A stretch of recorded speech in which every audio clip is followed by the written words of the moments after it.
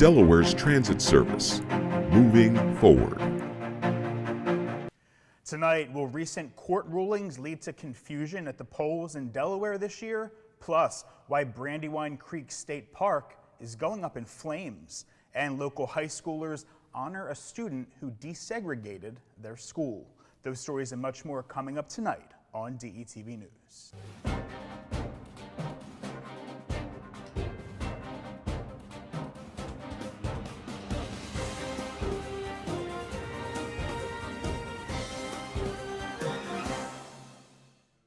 Hello and welcome to DETV News. I'm Matt Ford. Thanks so much for joining us tonight. Here's what's making headlines across the first state.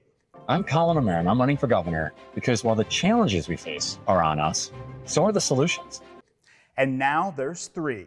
Just months after forming an exploratory committee, former Delaware Natural Resources Secretary and current CEO of the National Wildlife Federation, Colin O'Meara, filed today to join the Democratic primary to become Delaware's next governor.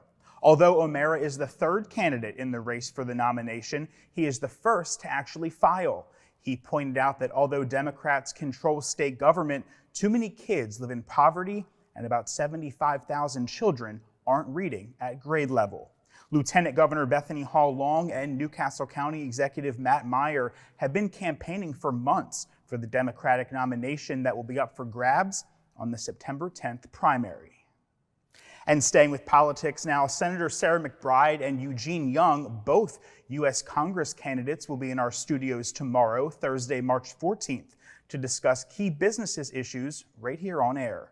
They offer voters insights into their vision for the state's future. You can find more information on the Delaware State Chamber of Commerce's website. Be sure to tune in tomorrow at 1 p.m. for that. And speaking of Eugene Young, as we told you just a few weeks ago, Young stepped down from his position as director of the State Housing Authority. Today, Governor John Carney issued a statement on the Senate's vote to confirm his nomination of Cynthia Carney to serve as the new director of the Delaware State Housing Authority. Carney's statement says in part, quote, "With her tenure and expertise with the Housing Authority, Cynthia is well positioned to lead the difficult but rewarding work of obtaining Delawareans safe and stable housing, creating affordable housing options, and strengthening neighborhoods. I appreciate her willingness to continue to serve in the first state," end quote. To other news now. The Appoquinimink School District is gearing up for a second referendum attempt. That's going to be April 23rd, after facing a setback last December when nearly half of the residents rejected a comprehensive three-part plan. The December plan, which included proposals for a school bus parking lot, 3 new schools, and raises for staff and teachers, fell short with a 47% to 49% vote.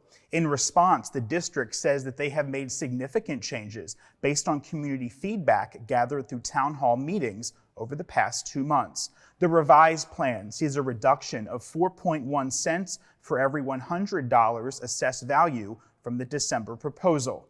This includes the removal of various components such as visual and performing arts equipment replacement, slower deployment of technology devices, and the elimination of plans for an upgraded bus lot.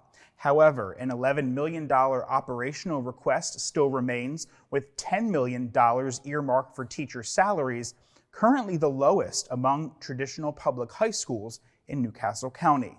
Now, according to district estimates, the average homeowner with a $92,000 assessment could expect a $396 per year increase in their taxes if the referendum passes. Delaware school districts are currently at a 60% success rate this year with referendum attempts. Appoquinimink and Smyrna failed in their first attempts, while Brandywine, Red Clay, and Colonial were all successful in theirs. Cape Henlopen will hold their referendum vote on March 26th. And advocates for voting rights here in Delaware have launched a concerted effort to preserve and expand access to the ballot box. This following a recent ruling by a Superior Court judge that struck down permanent absentee voting and early voting.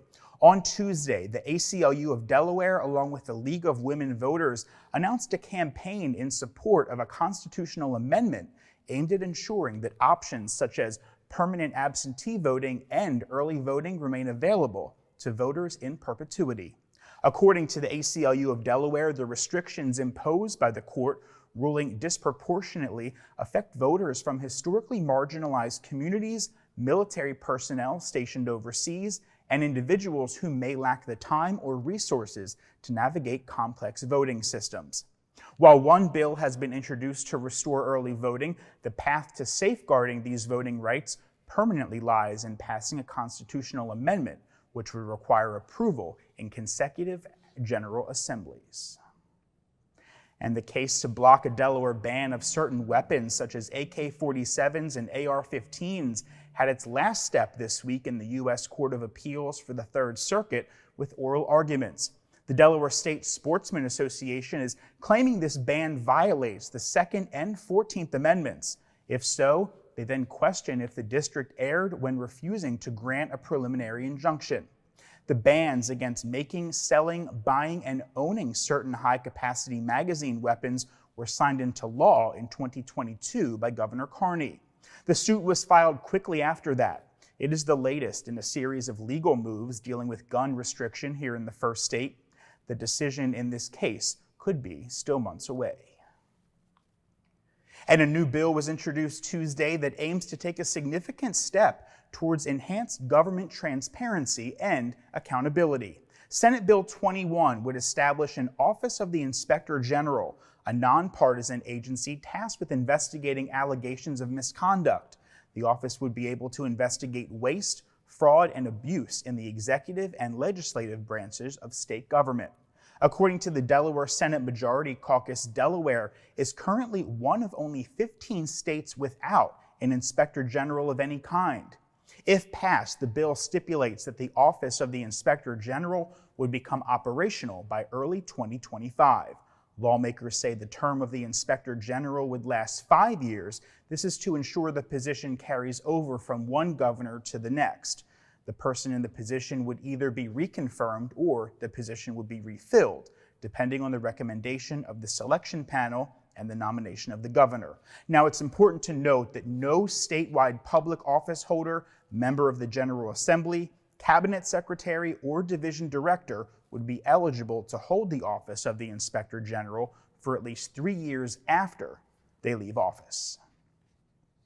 Turning to health news now, officials are alerting residents, particularly families with children, about a lead advisory issued by the Delaware Department of Health and Social Services regarding ground cinnamon products. The Food and Drug Administration has identified elevated lead levels in various ground cinnamon products, prompting concerns over potential health risks, especially for children. Several stores in our area, including Dollar Tree, Save-A-Lot, and Family Dollar, have sold cinnamon products containing levels of lead that could pose harm to consumers.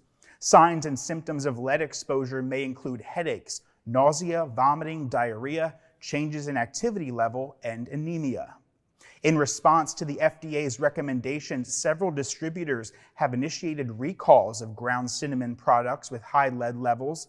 Dollar Tree and Family Dollar have voluntarily removed these products from their store shelves, offering consumers refunds for the returned items.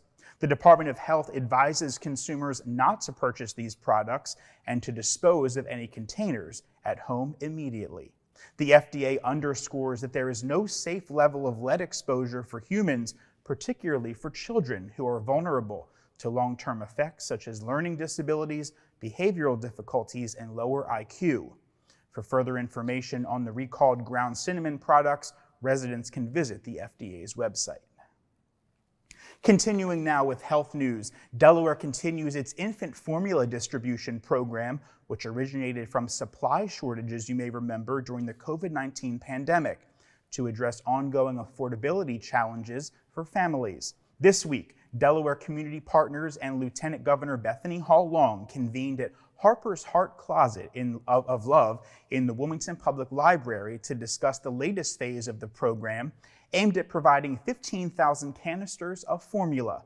The program secured 44,000 canisters of Care A2 Plus, similar to Similac, shipped from Australia to California and then here to Delaware.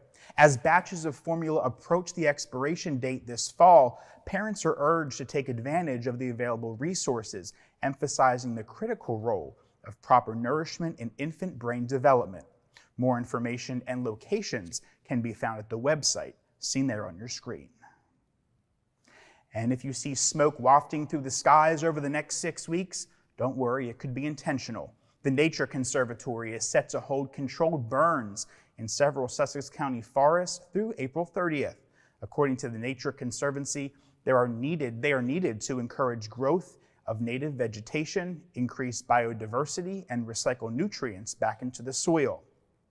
In addition, the group is also expected to burn 30 acres of forest near the Brandywine Creek State Park Nature Center this month. The last prescribed burn inside Brandywine Creek State Park was back in 2013. You can visit the Nature Conservancy's Facebook page for an updated information schedule on burns, which are weather permitting, of course, through the end of April. And students, staff, and faculty from Salesianum School here in Wilmington walked across the city to the Congo Legacy Center on Wednesday morning to attend the memorial service of school alumnus Fred Smith. Smith died on March 1st at 89 years old. Smith was one of the first 5 black students to enroll at Salesianum, officially desegregating the school on November 14, 1950.